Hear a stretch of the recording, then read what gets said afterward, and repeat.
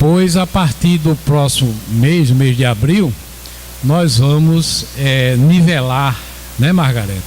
Nós vamos tentar, da melhor forma possível, fazer determinadas modificações no atendimento fraterno da quarta-feira, inclusive, né, Valdir, aquelas pessoas que fazem a quarta-feira, mas não querem vir na quinta, né? A gente vai buscar mecanismo para controlar essa situação e ter continuidade. Por exemplo, nas 8 reuniões que temos ali, que trata de temas fraternos, né, como humildade, simplicidade, coisas que o Evangelho nos ensina. Quando terminar a 8ª, a gente já tem que ter o mecanismo de dar continuidade a esse pessoal que vai sair de lá, né? Pode pegar. E com isso aí, a gente vai contornar a situação e ficar tudo belezinha, né? Então vamos convidar nosso irmão Roberto para fazer o exórdio inicial. Em seguida nós vamos ver o tema, que é o atendimento fraterno.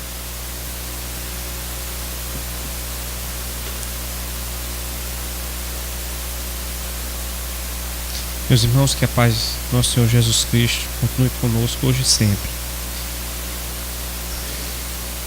Vamos falar um pouco sobre o Evangelho no lar. Talvez aqueles que estejam frequentando a casa mais recentemente não conheçam os benefícios do Evangelho no lar. Na revista Cultura Espírita, de dezembro de 2012, o professor Luiz Cláudio da Silva fala sobre a importância do Evangelho no lar em uma entrevista com perguntas e respostas. Lhe é perguntado por que os espíritas consideram tão importante o Evangelho no lar. Por que será? Por que será que a doutrina espírita seja uma das poucas religiões que estimulam a reunião entre membros de uma família para cultuar o Evangelho no lar? Ele responde: o Evangelho no lar é muito importante para os espíritas pelo fato de ser um processo de educação familiar, contribuindo para o equilíbrio dos membros da família. Segundo André Luiz, no livro Conduta Espírita, é um livro que nós temos aqui na biblioteca, quem cultiva o Evangelho em casa faz da própria casa um templo do Cristo. Aos poucos, o hábito de estudar e orar em família vai se fortalecendo, estabelecendo uma afinidade com o Evangelho de Jesus, com os bons espíritos, cuja responsabilidade com a nossa e as demais famílias é muito grande. Para que a espiritualidade colabore com a família, é necessário que a mesma faça a sua parte, procurando melhorar seu dia a dia, mantendo a sintonia com os espíritos elevados. Ora, quem já não viu que casa de pessoas que vão regularmente à igreja e que adotam os princípios do Evangelho como uma forma de vida é muito mais organizada do que qualquer casa, onde as pessoas abrem para, por exemplo, beberem, festejarem momentos mundanos da vida cotidiana. Só isso já traz equilíbrio. Agora imagine quando você pega seu filho, seu esposo, sua esposa, ou alguém que esteja, uma sogra, uma avó, uma mãe, as pessoas que estão dentro daquela casa, coloca ao redor de uma mesa e abre o Evangelho e começa a ler e a estudar. E ali naquele momento para-se, faz-se uma prece, ora-se, lê-se uma mensagem. Tudo isso vai trazendo vibrações positivas, que a espiritualidade nos diz que o benefício não se restringe apenas à casa onde é feito, não. Toda a vizinhança é beneficiada. Toda a vizinhança acaba sendo agraciada com as bênçãos trazidas pelo Evangelho no lar. E é algo, meus irmãos, que qualquer um de nós pode fazer. Que a primeira reunião a casa se predispõe a fazer, a mostrar como é, a ir lá com os médios e realizar aquele primeiro encontro. E nos seguintes, A família continua, a família faz. Por que a campanha que você lidera associa lar, coração e evangelho? Perguntando ao professor, ele diz: o lar é a base fundamental da sociedade. Sendo assim, o evangelho no lar é o motivo da família permanecer unida, viabilizando uma demonstração de que o conhecimento moral, além de ser conhecido no lar, deve ser sentido no coração para ser vivenciado no dia a dia. O espírito André Luiz pondera que o evangelho de Jesus é o código moral de todo o universo, cujas lições se desdobram no infinito. Então, qualquer casa, qualquer família que cultue o evangelho, que siga, os ensinamentos do Cristo, acaba, se mantendo unida. Por quê? Porque diante das dificuldades, diante dos dissabores, das vicissitudes que a vida nos impõe, eles se mantêm fortes, eles se mantêm unidos para enfrentar essas dificuldades. Já aquela que não tem fé, que não tem o evangelho como um roteiro, a seguir nesses momentos de dificuldade, eles acabam se desesperando e naturalmente se desentendendo, gerando desarmonia, gerando dor e sofrimento. A partir de que idade as crianças devem ser admitidas às atividades do evangelho no lar? Às vezes a mãe, a família tem muitas crianças, mas como é que eu vou fazer o evangelho no lar se os meninos não deixam, ficam correndo ou vão para a rua e eu tenho que ficar olhando? Vamos ver. Certa vez o Chico foi procurado por uma mãe preocupada com a curiosidade do filho pequeno. Ela queria saber se poderia falar de evangelho ou se o mesmo poderia participar do evangelho no lar. Emmanuel estava do lado de Chico, como sempre, e mandou perguntar qual a idade da criança. A mãe respondeu que ela tinha 3 anos. O mentor pediu para responder que ela estava atrasada 3 anos e 9 meses para falar do evangelho com o filho. Então o evangelho, ele deve começar mesmo durante a gestação. Por quê, gente? Porque nós sabemos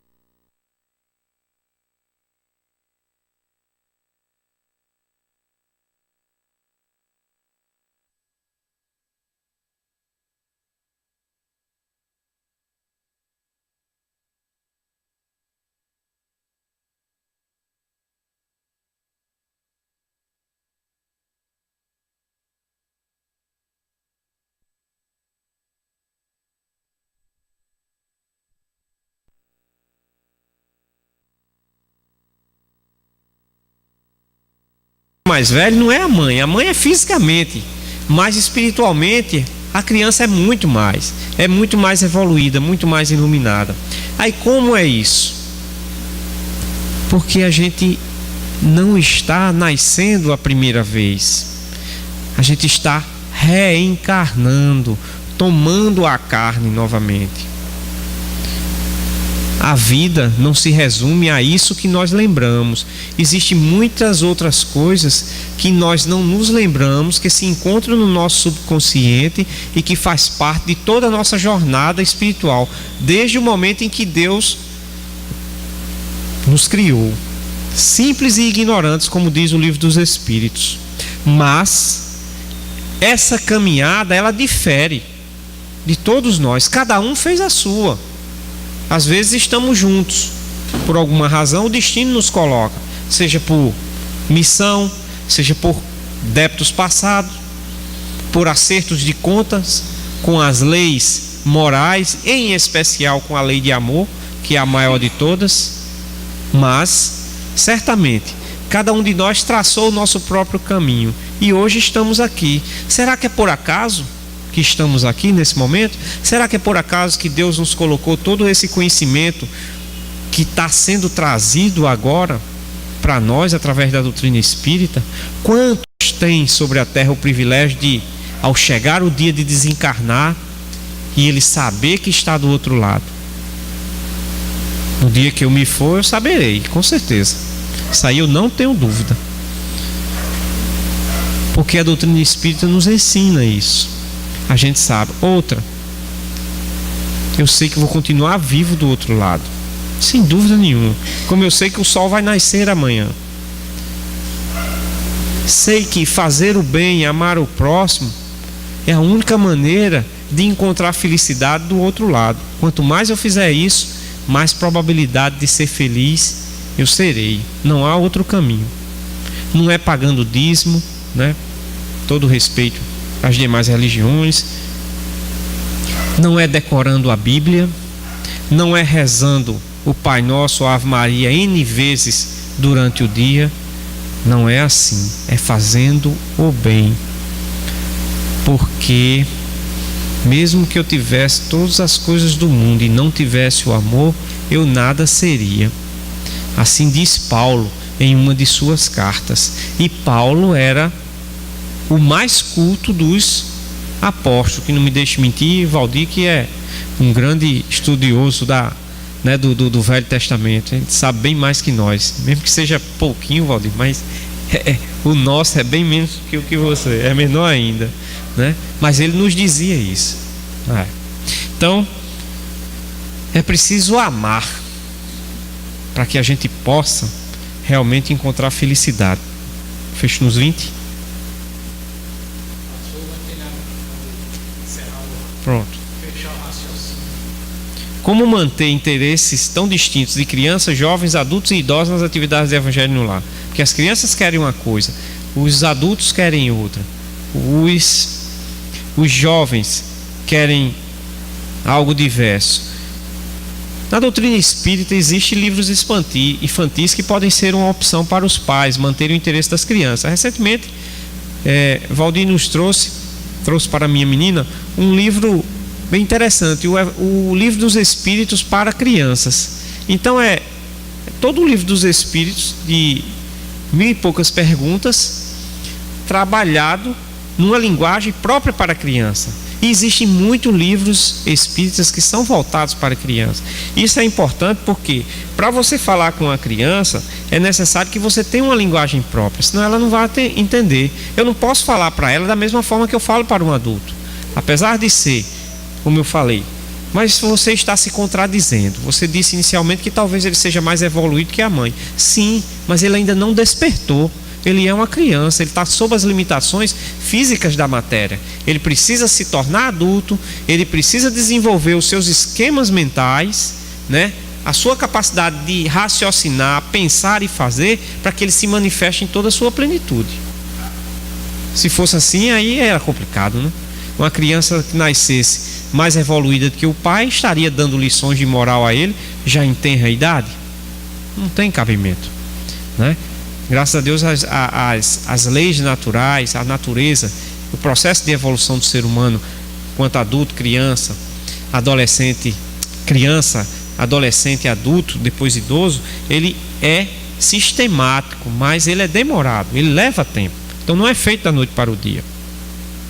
Mas no entanto a gente vê nos dias de hoje crianças nos darem lições, né? Que você diz, poxa, onde foi que essa menina ou esse menino tirou essa ideia, meu Deus?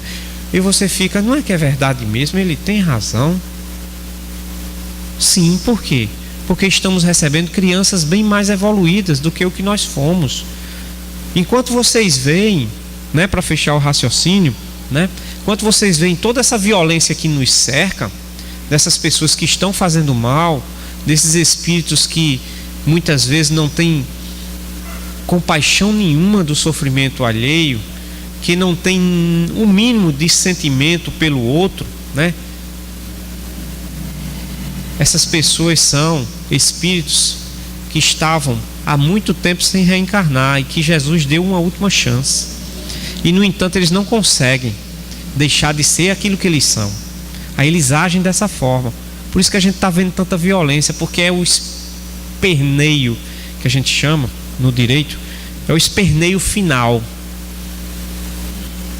Porque eles inconscientemente sabem que não vão mais permanecer aqui, serão arrebatados para outro mundo muito mais atrasado do que esse, porque o universo todinho é repleto de vida. E aí eles acabam se revoltando, se vingando no outro, agindo contra o outro. Outro dia Divaldo falava numa palestra, são espíritos tribais que vieram de reencarnações cuja última foi há milênios.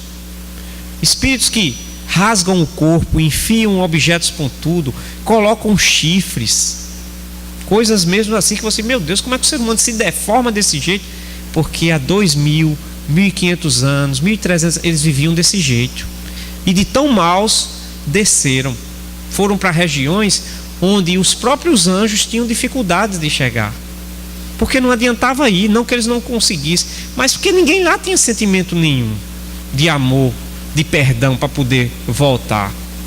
Então Jesus iluminou aquelas regiões e fez com que eles retornassem. Esta é a última chance, voltem, sirvam ao nosso Deus. Mas infelizmente o mal predomina no coração dessas criaturas. Mas em breve, todas essas crianças que estão nascendo, muitas delas, milhares, são criaturas extremamente evoluídas que irão fazer desse mundo um mundo bem melhor, uma sociedade bem mais justa, bem mais responsável uns com os outros. E é por isso que é importante que a gente tenha o Evangelho no lar. É por isso que é importante que vocês levem e eduquem essas crianças. Não deixem que elas se desvirtuem, né? Não deixem que elas saiam do caminho que Jesus traçou para elas. É muito importante a educação de cada um de vocês nesse momento, como pai, como tio, como avós.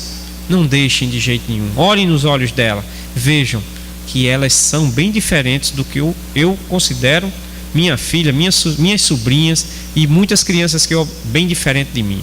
Se eu fosse contar aqui as coisas que eu fiz quando criança, vocês, meu Deus do céu, até Deus duvida, porque quando eu contei para alguns, eles disseram: como foi que tu escapou?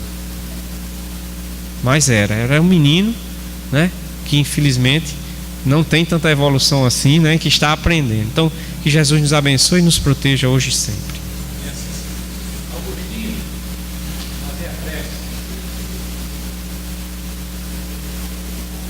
No final teremos a nossa irmã fazendo o passo coletivo, porque infelizmente não foi possível o passo individual. E agora, irmãos, irmãs e Espírito presente, agradecemos a presença de todos para ouvir os ensinamentos da noite de hoje, que vai ser muito bem-vindo para todos nós.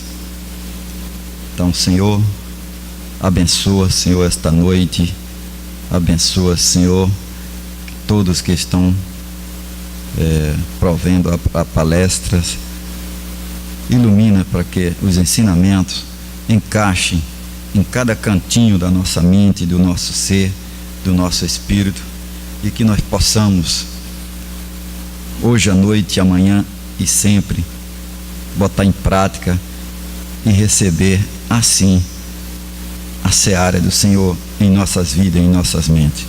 Que assim seja, Senhor. E assim, em nome de Deus, em nome de Jesus, possamos dar a nossa reunião por iniciada.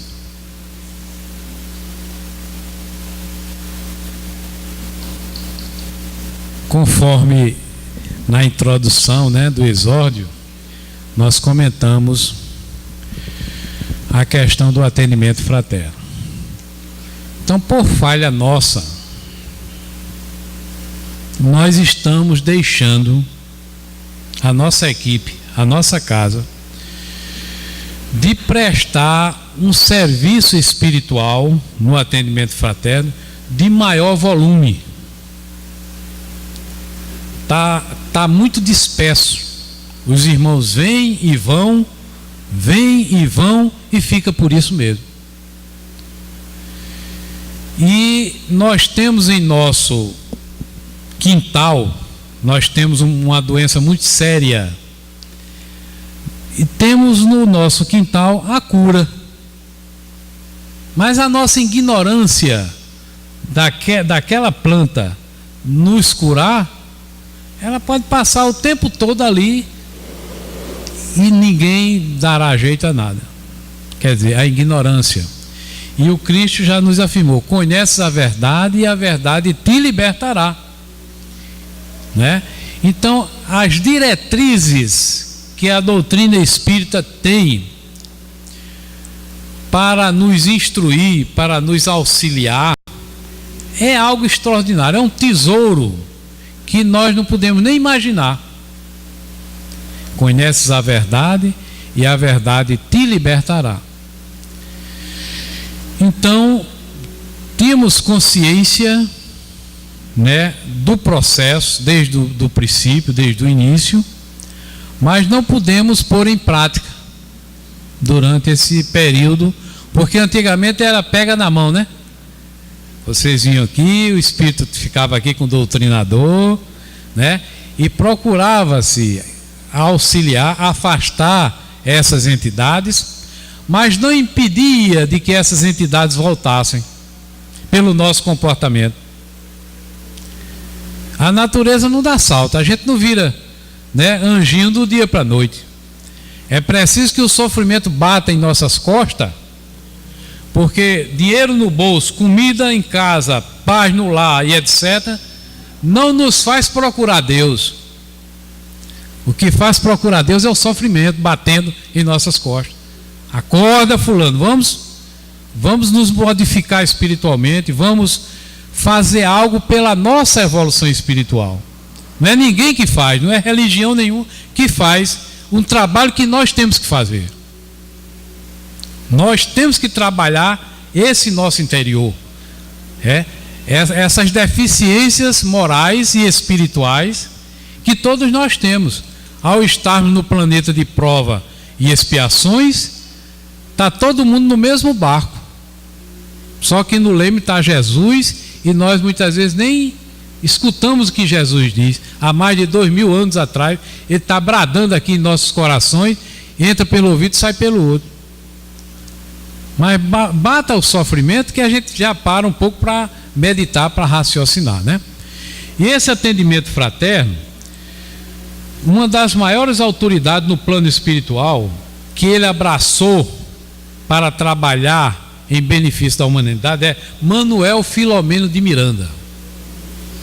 É um espírito altamente iluminado, juntamente com Bezerra de Menezes e demais, né, que cuida dessa questão do atendimento fraterno e de auxiliar a humanidade de uma forma geral. E ele bate muito nessa tecla de nós não ficarmos de braços cruzados, pedir a Deus, pedindo e não fazer nada para merecer. Ele sempre frisa essa questão, né? E diz o seguinte: no atendimento fraterno há uma modificação na estrutura do problema do indivíduo que acerca a casa espírita com ideias que não correspondem à realidade. O que é a ideia que se tem quando se busca? Eu fiz uma filmagem recentemente numa igreja adventista do sétimo dia, e foi a família que me convidou para filmar, né? Até o Coronel Borba, o Roberto conhece, a mãe do Coronel Borba. E um dos filhos dela, aí, numa das passagens que ele foi quem administrou o cerimonial, e chegou a dizer, ele sabe que Borba é espírita. Olha, até o espiritismo nós buscamos para curar nossa mãe. Agora vamos ver qual foi o espiritismo que ele buscou, né? Que ainda hoje se confunde muito na questão da Umbanda, Quimbanda e etc., os cultos africanos, né? Que, para resumir, só existe um espiritismo, que é o criado por Kardec, que muitos espíritas até fazem eu não sei se o termo é pleonasmo, né? De afirmar uma coisa que é lógico que não tem como afirmar. Quer dizer, o espiritismo kardecista. Não existe espiritismo kardecista. Existe o espiritismo e pronto. Então essas pessoas estão bastante equivocadas, principalmente esse nosso irmão adventista e irmão do Coronel Borba. Até o espiritismo, como se o espiritismo fosse coisa demoníaca, fosse coisa satânica, fosse coisa... Quer dizer, a ignorância reina ainda de muita gente desconhecer o que é o espiritismo. Então Manuel Filomeno de Miranda afirma nessa questão da estrutura do problema do individual de cada um, acerca, né? Quer dizer, chega na casa espírita com ideias que não correspondem à realidade. Eu quero ver um verdadeiro desafio, né? Você, sobre uma influência espiritual negativa, claro, ou havendo perseguição na questão da saúde, você tomar o medicamento e o medicamento servir. Você pode, é meio que está tomando água do pote. Por quê? Porque os fluidos, para vocês terem uma ideia grosseira, né, do que seja essa questão, um espírito de Umbanda, por exemplo, um rapaz, uma mulher, seja qual for, incorporado com a entidade que toma aguardente, ele toma 1, 2, 3, 4, 5, 6, 10 garrafas de cana de aguardente e não fica bêbado. Por quê? Me respondam. Porque os espíritos menos esclarecidos estão ali utilizando ele como caneco humano. Então, não digamos assim, tratando esses espíritos como se fosse Satanás, como se fosse, às vezes até o espírito de um familiar seu que está dentro de sua casa, está ligado a você e vai ser expulso como se fosse Satanás. Fique no lugar dele para ver se você acharia bom. Um avô, um tio, um irmão, né? Fica perambulando muitas vezes ali por dentro de casa. Então, à luz do conhecimento, da consciência, né, do esclarecimento que o nosso irmão Filomeno de Miranda está comentando aqui, é onde está a chave do problema. É a luz do esclarecimento. É essa verdade que Jesus nos afirma: conheces a verdade e a verdade te libertará. Então, do mesmo jeito que você pode mudar seu comportamento dentro do centro espírita, você pode mudar nessa igreja que inaugurou agora. Por quê? Porque nem o pastor e nem o padre vai mandar você fazer o mal. Nem aqui vai mandar fazer o mal. Você fazendo bem, você ampliando os seus horizontes no atendimento fraterno, não existe entidade que se aproxime de você, porque você está querendo se modificar, você está querendo ser outra pessoa. E antigamente, quando você vinha aqui, o espírito dava a mão, né? Aí os fluidos passavam para a entidade, para o guia, para o médium, né? Que estava sendo doutrinado aqui, mas não impedia desse espírito voltar. Hoje em dia não, você trabalha ali as 8 lições, tentando se modificar espiritualmente para as coisas boas acontecerem em sua vida. Antigamente não, você passava uma semana, 2, 3, 4, 5 dias sem poder dormir. Na primeira noite que a entidade era afastada, você dormia a noite toda, sem precisar tomar medicamento nem nada. Então, está ou não na sua vontade, no seu jeito de ser? Está, né? Então, tanto faz na igreja católica como na protestante, como no centro espírita. Se você quiser continuar de braço cruzado, não, eu sou pau que nasce torto, morre torto, eu vou continuar do jeito que estou. Você quer alguma coisa na vida? Não quer, se você não modificar. Enquanto isso, as entidades ficam cobrando no seu calcanhar a noite e dia. Mas eu joguei pedra na cruz, eu não consigo equilíbrio dentro do meu lar, eu não faço isso, não tenho emprego, nada dá certo. Por quê? Então é isso aqui, ó. Não corresponde à realidade. As pessoas que buscam a casa espírita, até a casa espírita, como o irmão do Borba falou, são pessoas que não têm o conhecimento do que seja os ensinamentos da casa espírita. Aí Divaldo Franco continua: quando falamos nessa psicoterapia, que não deixa de ser uma psicoterapia de grupo, temos que tomar cuidado a fim de não confundir o atendimento fraterno com prática da psicologia. Quem participou aqui, Liégia já participou, né? Margarete já participou com a nossa irmã Yara, que é psicóloga. É uma coisa fora a parte. Só que ela é a psicoterapeuta espírita. Ela junta uma coisa, né, holisticamente falando, com os ensinamentos da doutrina. Eu não sei se lá ela mistura, porque coisas que são particulares, né? Não tem assim que confundir uma coisa com a outra. Uma coisa é lá e outra ela atende no consultório, né? Tem que ter só a questão do lado psicológico. De não confundir o atendimento fraterno com prática de psicologia. Não podemos invadir o terreno das doutrinas psíquicas que merece o nosso respeito. Sobre isso, no mesmo livro citado por Divaldo, nós estamos distribuindo. Quem não tiver, tem aqui à disposição o tratamento espiritual na nossa casa, como deve ser. E no final dizemos aqui, o tratamento espiritual não dispensa o tratamento médico. Você tem que ir ao médico e fazer o tratamento espiritual. Se for para suspender um medicamento psicotrópico, por exemplo, para você dormir, você tem que pedir a seu médico. Nenhum centro espírita tem autoridade de interferir numa situação como essa.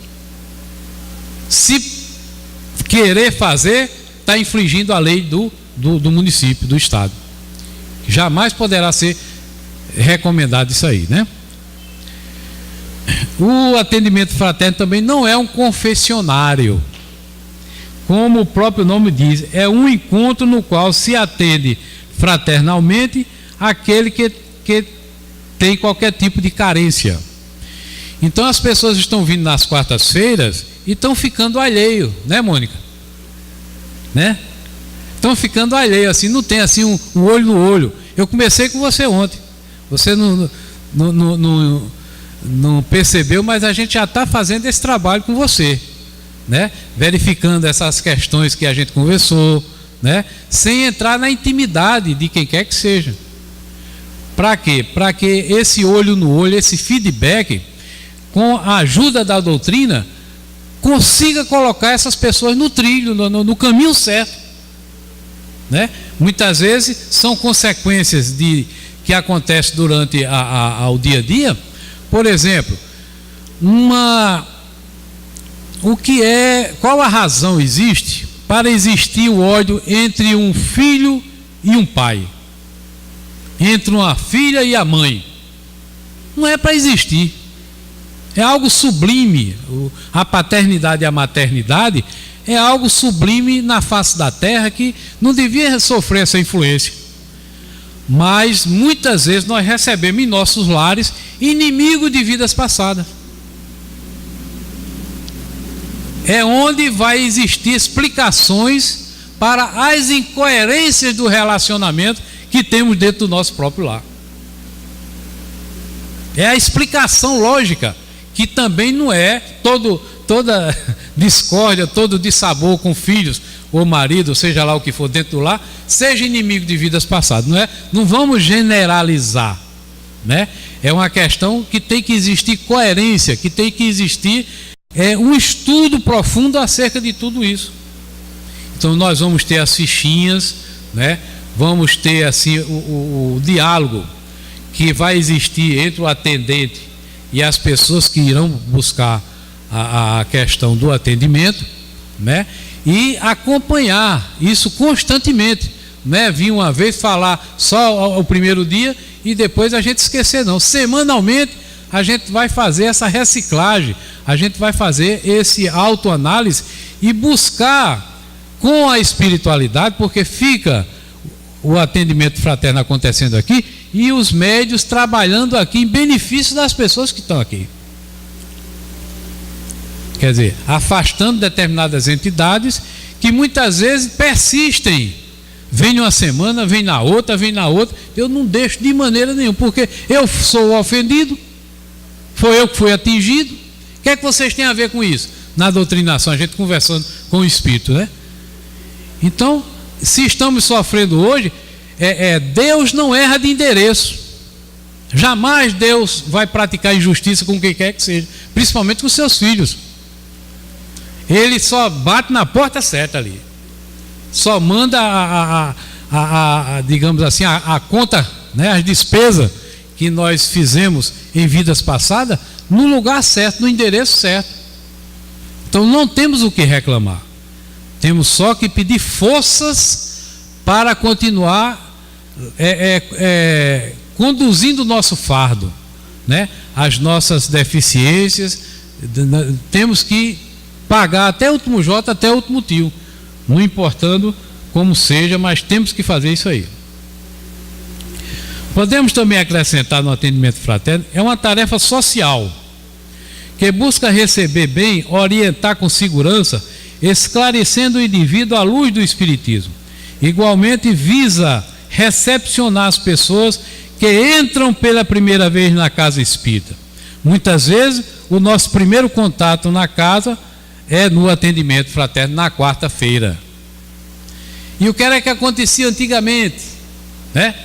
Você sentava aqui, o espírito estava aqui, ele disse: olha, eu vou lhe matar, você não escapa não. Então a pessoa vem a primeira vez no centro espírita, encontra uma mensagem dessa, o cara vai se pica a mula, vai-se embora, não quer mais nunca saber do que é o espiritismo. Então isso aí era a brutalidade que a gente fazia, sem tamanho. Na penumbra, né, que normalmente a gente baixa um pouco a luz, e o espírito ameaçar a pessoa para ir de uma hora para outra. A pessoa leiga, a pessoa assim, mas o que está acontecendo? Como é que eles... E começa a dizer coisas da vida da pessoa que nem a pessoa sabe muitas vezes, né? Então isso é uma brutalidade muito grande que se fazia antigamente. Então hoje em dia nós temos 102 centros espíritas na Paraíba, né? 102 aproximadamente. É raro um ou dois que faz o atendimento frente a frente com a pessoa que busca. Laércio faz ainda, né? Laércio, a vovozinha também faz, tá entendendo? Então isso é uma incoerência muito grande, é uma brutalidade muito grande, que as pessoas continuem persistindo no erro, né?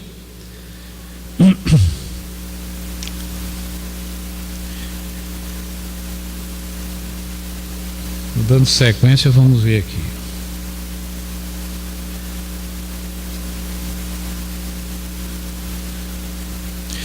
O atendimento fraterno é porta de serviço edificante, aberta a todas as criaturas que perderam o rumo ou se perderam em si mesma.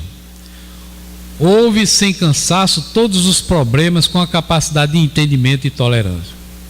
Não se afadiga, nunca se exaspera, permite que cada qual viva conforme sua capacidade intelectual moral. No entanto, se propõe a ajudá-lo a seguir o seu caminho, a ajudar com os ensinamentos da doutrina a saber perdoar, porque não é mole você sofrer a consequência de uma obsessão, de um espírito menos esclarecido, e não criar ódio contra ele. Esse espírito não deixa você dormir, esse espírito não deixa você arranjar emprego, esse espírito não deixa você se relacionar com ninguém. Então isso aí é algo que você tem que, acima de tudo, perdoar. Eu me lembro uma vez que eu fui a uma reunião lá em São Lourenço da Mata, Pernambuco, na casa de uma pessoa lá, minha mãe, eu e minha mãe, né? Pois não é que o camarada pegou a Bíblia, passou na cabeça do cara incorporado com a entidade. Eu digo assim, é para matar, meu irmão. Quer dizer, um livro considerado sagrado é como se aquele livro tivesse força de afastar a entidade na porrada, na pancada, né?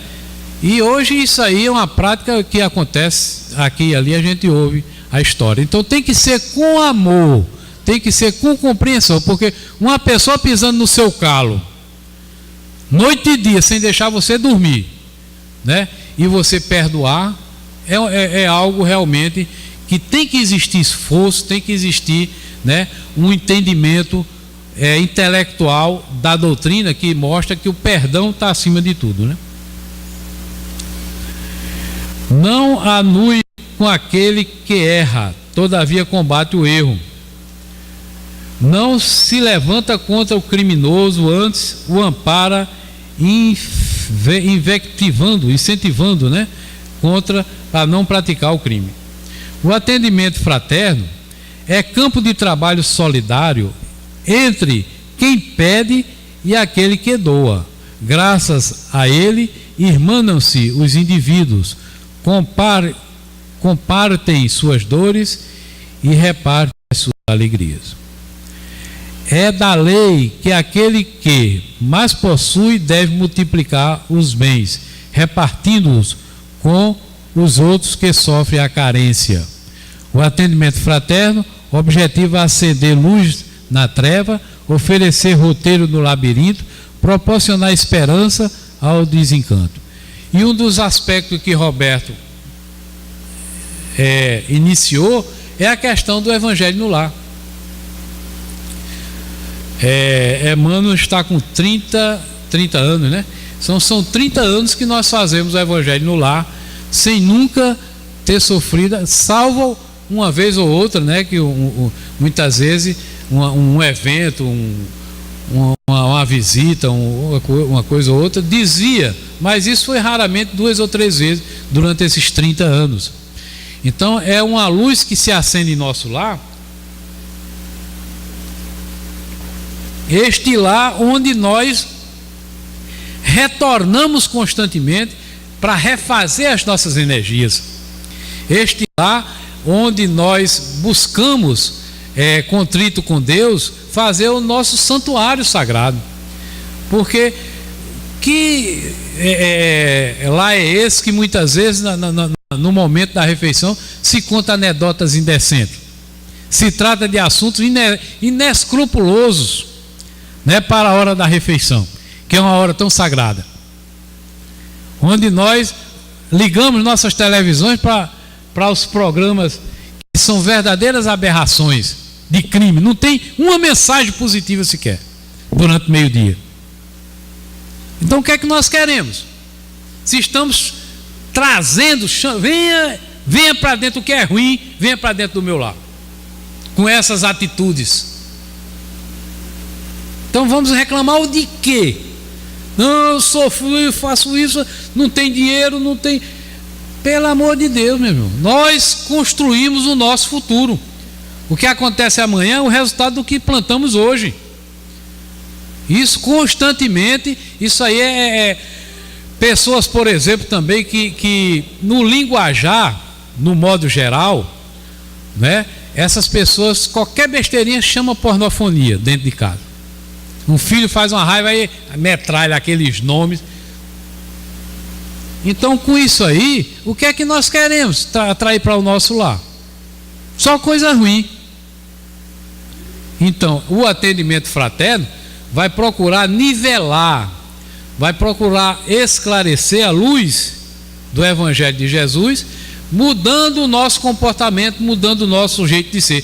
Não é do dia para a noite, não é de uma hora para outra que nós vamos conseguir modificar o nosso temperamento, o nosso jeito de ser, a nossa vida. Então a natureza não dá saltos, algo paulatino que acontece com a chicotada do sofrimento que nos impulsiona para a frente, né?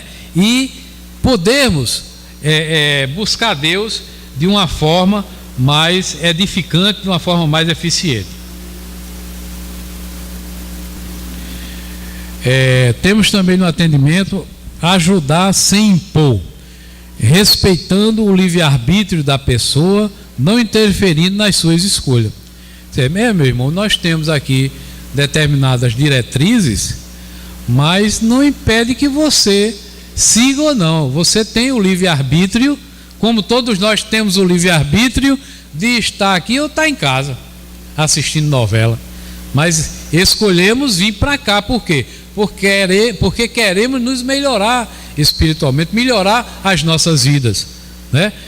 Mas é uma escolha que nós temos que fazer e vivermos uma constância no tratamento, na questão do centro espírita, e não fazermos nada, ficarmos de braços cruzados, também é algo que devemos ampliar os nossos horizontes e buscar algo, né, para barrar essas forças negativas que muitas vezes nos perseguem, né? São atitudes nossas que devemos ter, não é fulano ou ciclano que vai fazer por nós, tem que ser nós próprios, né? Não concordar com o erro, mas ser solidário com a pessoa que errou, ajudando na recuperação. Libertar a pessoa através do esclarecimento, dando-lhe orientação segura, a fim de que ela possa resolver as suas dificuldades e não ficar apegada ao atendimento como uma bengala psicológica. Nós temos também um detalhe muito interessante na questão do passe, né? Do passe, da consulta, a constância, que chega um ponto que nós não precisamos de tomar passe, chega um ponto que nós não precisamos da ajuda espiritual, porque já adquirimos anticorpos espirituais que dá para andar sozinho, né? Sozinho em Deus, sempre. Isso aí nós não podemos dispensar de momento algum a questão da ajuda de Deus, a ajuda divina, né? Que é nosso Pai. Além disso, o que mais poderíamos ressaltar para um bom atendimento? A equipe do projeto, isso é um projeto que lá na Mansão do Caminho de Divaldo Franco, na Bahia, viu? Chama a atenção para outros fatores que muitas vezes nos passam despercebidos, embora não seja o determinante no sucesso de um atendimento fraterno mais eficiente. Isso aí são coisas que a gente vai tratar no sábado à tarde, né? Então, sábado à tarde, né, Valdir? Após a questão do munguzá, né, que nós temos todo sábado à tarde, nós vamos fazer 5 horas, né? E inclusive 5 horas da tarde. Então nós vamos tentar da melhor forma possível, com todo o carinho necessário, analisando fraternalmente, né? Ter que tomar determinadas atitudes que muitas vezes pode até ferir a sensibilidade de algumas pessoas, né? Mas vai ter que ser tomada essas atitudes. Por exemplo, o centro abrirá nas quartas-feiras de 7 horas da noite, a partir de abril, não é próxima quarta-feira não, até lá a gente vai vendo o que é possível fazer, mas a partir de abril abrirá às 7 horas e teremos aquele diálogo que Angélica tem, vai ser dispensado, não é? Ela vai apenas fazer a preparação para a hora do passe, que deve dar em 5 a 10 minutos. Então, quando for 7h30, eu quase derramava essa água bem umas 3 vezes. Quando for 7h30, as portas serão fechadas. E durante meia hora é onde nós vamos ter o feedback, né? O diálogo fraterno, o atendimento fraterno, para pedir a Deus, da melhor forma possível, de tentar ajudar as pessoas que estão em tratamento.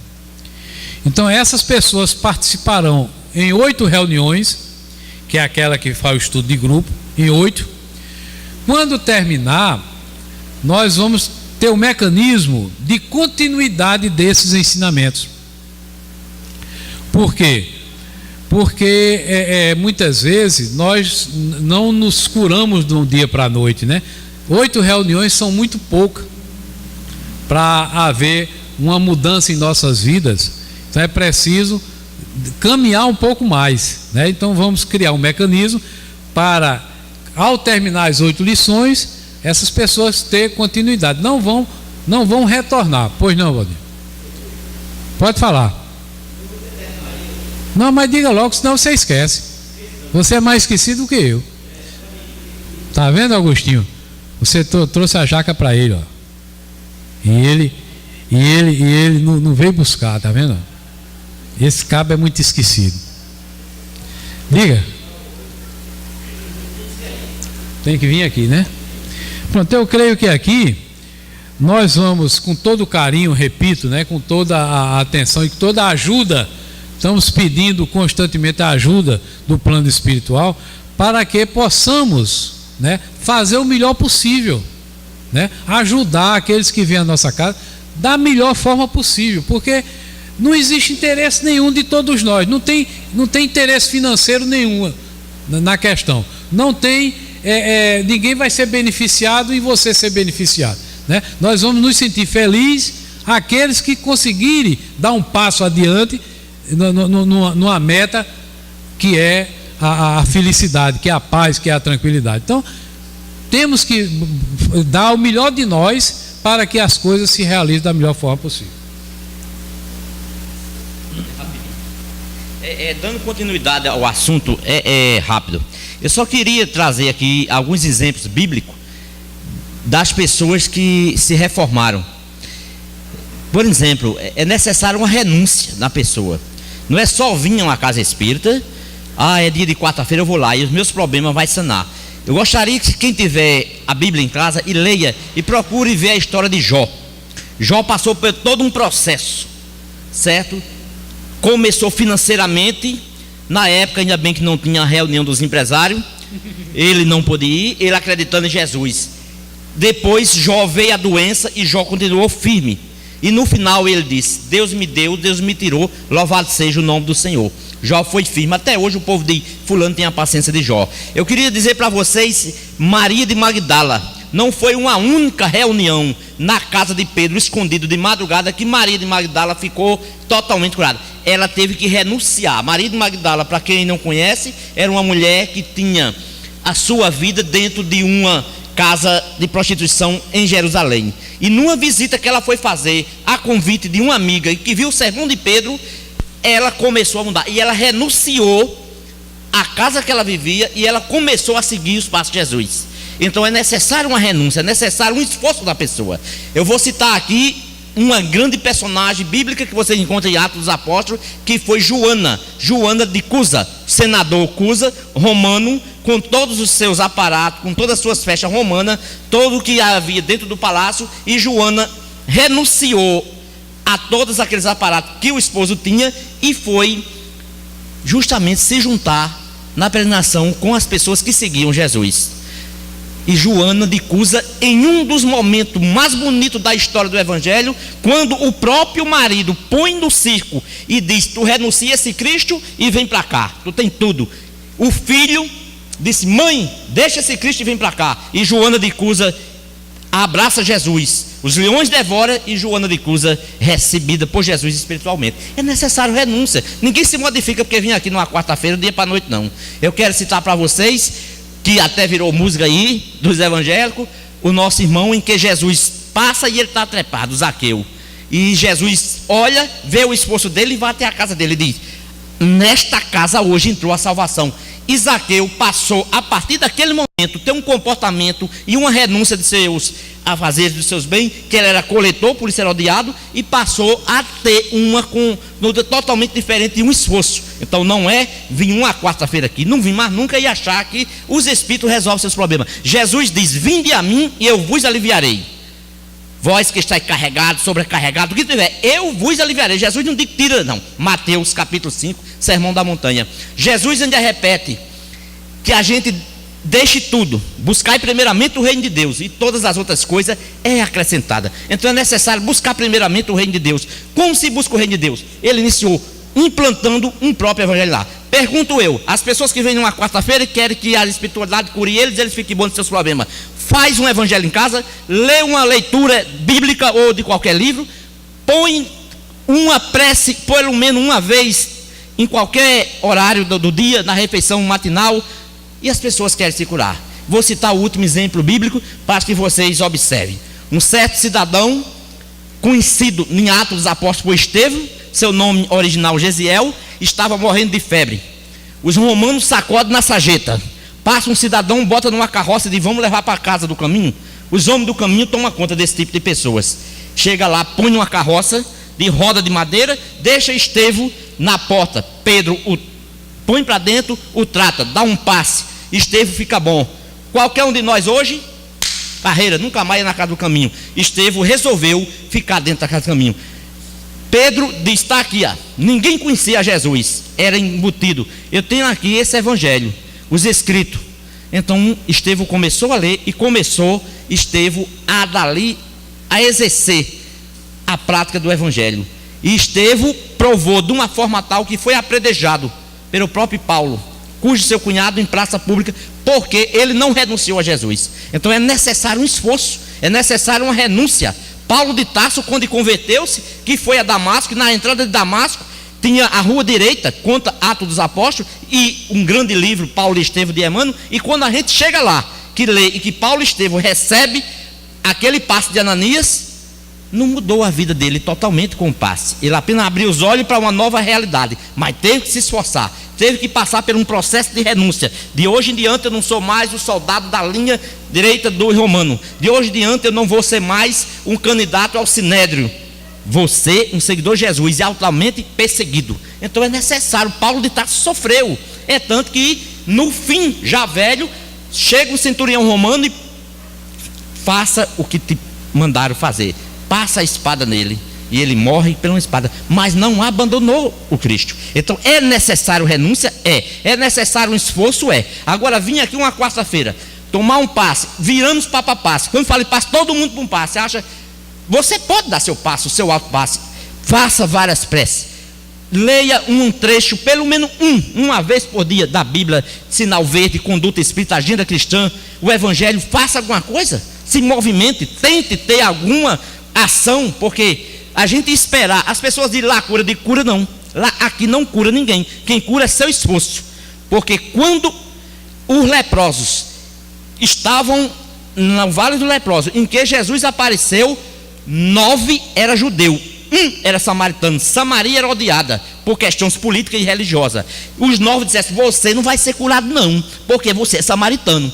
Aí a Bíblia diz que 1 curou-se, o samaritano, porque 9, 1 foi para ZBM, outro correram, e o único que era samaritano foi seguir a Jesus, começou a seguir o Cristo, mesmo com todas as dificuldades. E era justamente o que os 9 disseram, esse aí você, Jesus não cura, porque você é samaritano. Então é necessário renúncia, e todos eles foram renunciados. Maria de Magdala, o grande Jó, o samaritano, Estevão, Paulo, Pedro, Jesus o chamou, disse, eu quero vos transformar em pescador de alma. E Pedro teve que renunciar à sua vida profissional de pescador de peixe para seguir a Jesus. E a única coisa que Pedro ganhou foi penitenciária, várias prisões, várias chicotadas romanas, e que a gente quer viver sem levar uma topada, porque uma topada que a gente leva, a gente já corre para o espírita. Hoje a gente tem um exemplo vivo de um cidadão do Rio de Janeiro, Raul Teixeira, dedicado a uma causa espírita, dá mais uma, e está lá o homem imobilizado, e o homem é 24 horas, mas a gente não quer sofrer uma dor na unha. Temos um Divaldo que já sofreu vários infartos, mas continua firme. Então é necessário que nós botemos em nossa cabeça. Eu vou deixar a última frase bíblica de Tiago, vocês encontram no livro de Tiago: crê no Senhor Jesus Cristo, será salvo tu e tua casa. Então é necessário crer em nosso Senhor Jesus Cristo, será salvo a gente e a nossa casa. Que Deus nos abençoe, que a gente procure raciocinar, que não é consulta a igreja nenhuma. Tem umas aí que prometem tudo, tem um programa de madrugada que resolve todos os seus problemas, estão passando acima de Deus. Então é necessário que a gente busque o reino de Deus em primeiro lugar, e todas as outras coisas não serão acrescentadas. Só era isso. Valeu. Convidamos a nossa irmã Ana, né, para fazer a prece de encerramento. Enquanto na contrapartida espiritual, nós temos a equipe espiritual da casa a jorrar sobre todos nós, né? Nos coloquemos com os olhos fechados, com a mão sobre as pernas, né? E é um momento sublime onde nós vamos recorrer à espiritualidade para que todos nós sejamos beneficiados nesse momento final.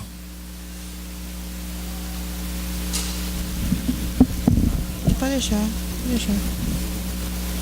Senhor Jesus, Mestre Divino, nos encontramos aqui, ó Pai, para te agradecer a bênção da vida. Acoberta-nos com tua misericórdia, Senhor, e permite que cada família aqui presente, cada irmão que aqui se encontra, possa receber a tua graça, a tua bênção. Conduzindo para os seus lares, Senhor, o pensamento edificante de crescimento, de paz, de bem-aventuranças. Que ao dormir possam rezar, orar, pedir a Deus a proteção necessária para o equilíbrio daquela casa onde vocês convivem, onde vocês vivem, onde vocês moram, onde vocês se alimentam, criam os filhos, crescem e se melhoram. Orai e vigiai para não cairdes em tentação, são algumas das palavras do Pai. Orai, vigiai os teus pensamentos e edificai dentro de ti a tua graça e a tua glória, porque Deus está conosco. Nós é que algumas vezes nos esquecemos dele. Que Deus nos abençoe e nos proteja, hoje, agora e sempre. E assim, em nome de Deus, em nome de Jesus, da nossa mentora espiritual Sheila, possamos dar a nossa reunião por encerrada e que a paz de Deus siga conosco para nossos lares, hoje, agora e sempre. Maria, diga o número de 1 a Valdir. 5?